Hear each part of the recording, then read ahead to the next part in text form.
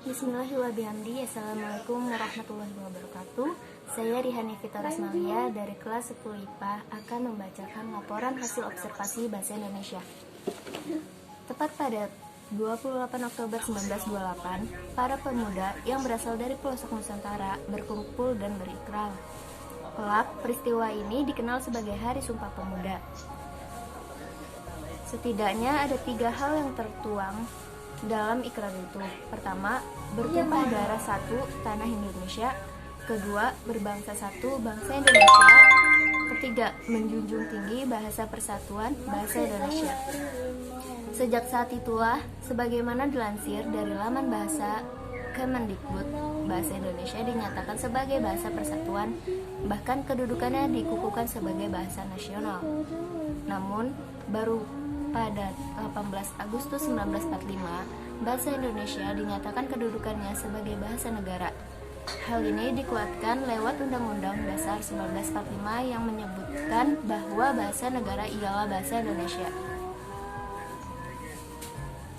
Berdasarkan hasil keputusan Kongres Bahasa Indonesia II tahun 1945 di Medan, dinyatakan bahwa bahasa Indonesia berasal dari bahasa Melayu kuno. Sejak zaman dahulu sudah dipakai untuk bahasa perhubungan lingua franca. Tidak hanya di Nusantara saja, tetapi juga digunakan di hampir seluruh Asia Tenggara. Tepatnya, bahasa Melayu mulai dipakai di kawasan Asia Tenggara sejak abad ke-7. Bukti itu bisa dilihat dari sejumlah prasasti yang bertulis huruf pranagari berbahasa Melayu kuno. Sejumlah prasasti itu antara lain di kedudukan Bukit berangkat tahun 683 Masehi Palembang, Talang Tuo berangkat tahun 684 Masehi Palembang, Kota Kapur berangkat tahun 686 Masehi Bangka Barat, dan Karangbrahi berangkat tahun 688 Masehi Jambi.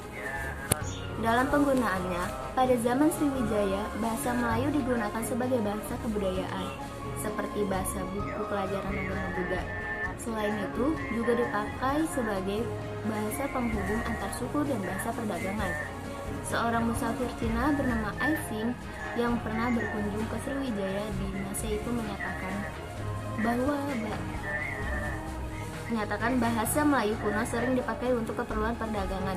Selain perdagangan, bahasa ini juga dipakai untuk keperluan sosial, politik, dan sebagai bahasa pengantar mempelajari bahasa Sanskerta dan agama Buddha. Bahasa Melayu kuno inilah yang kemudian berkembang pada berbagai tempat di Indonesia, terutama masa Hindu dan masa awal kedatangan Islam abad ke-13. Pedagang-pedagang Melayu yang berkeliling di Indonesia memakai bahasa Melayu sebagai lingua franca. Tulis Lukman Ali dalam Ikhtisar Sejarah Ejaan Bahasa Indonesia. Sementara menurut Jajat Burhanuddin, dosen Fakultas Adab dan Humaniora UIN Syarif Hidayatullah, bahasa Melayu kian mapan sebagai lingua franca di kawasan Asia Tenggara pada masa Kesultanan Samudra Pasai di abad ke-14. Ketika Sriwijaya mulai meredup, Samudra Pasai tumbuh sebagai kota dagang baru di bagian utara Selat Malaka. Kendati demikian, bahasa Melayu kuno tidak hanya dipakai di zaman Sriwijaya saja, tetapi juga dipakai di berbagai daerah karena ditemukan sejumlah prasasti yang menggunakan bahasa Melayu kuno seperti di Jawa Tengah, Ganda Suli, prasasti berangkat tahun 832 Masehi, dan di Bogor prasasti berangkat tahun 942 Masehi. Bahasa Melayu kemudian masuk ke pelosok Nusantara seiring dengan penyebaran agama Islam, sebab bahasa Melayu gampang diterima masyarakat karena tidak mengenal tingkat tutur, sehingga ia mampu berfungsi sebagai bahasa penghubung antar pulau, antar suku, antar pedagang, antar bangsa, dan antar kerajaan. Akan tetapi, dalam perkembangannya, bahasa Melayu yang dipakai di wilayah Nusantara juga dipengaruhi oleh corak budaya daerah. Ia awalnya banyak menyerap kosakata dari bahasa Sanskerta. bahasa Persia, bahasa Arab, dan bahasa-bahasa Eropa. Setelah itu, muncul pula beragam variasi dan dialek yang berbeda-beda. Dalam perkembangannya, tepat pada 28 Oktober 1928, bahasa Indonesia dinyatakan sebagai bahasa persatuan, bahkan kedudukannya dikukuhkan sebagai bahasa nasional, sebagaimana tertuang dalam Ikrar Sumpah Pemuda.